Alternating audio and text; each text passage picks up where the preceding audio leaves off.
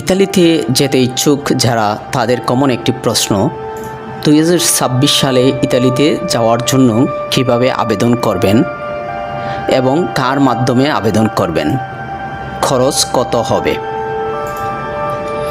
অনেক ইউটিউবার বলে work permit বা কাজের ন্যূনতা নিজে নিজে করুন। এটি কতটুকু সত্য?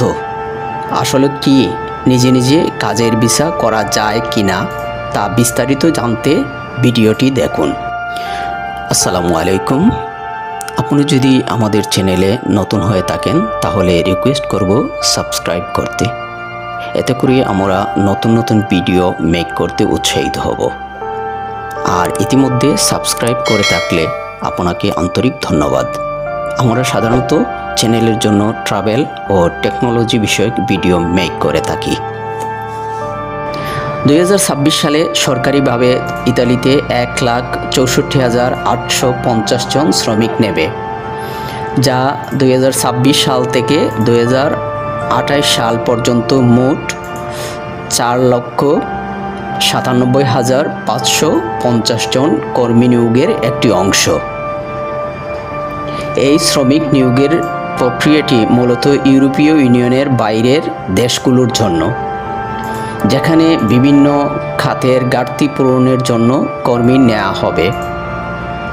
এ ধরনের উদ্যোগ নিলেন ইতালির প্রধানমন্ত্রী জর্জিয়া মেলোনি। ইউরোপীয় ইউনিয়নের ভিতরে যারা তারা এই কোটার মধ্যে পড়বে না। মূলত এশিয়া ও আফ্রিকা মহাদেশের শ্রমিকদের জন্য এ বিশেষ সুযোগ। প্রথমে আসি বাংলাদেশ থেকে আপনি আবেদন করতে পারবেন কিনা, অথবা কোনো এজেন্সিকে ইতালি নিয়োগ দিয়েছে কিনা। উত্তরে আমি বলবো না।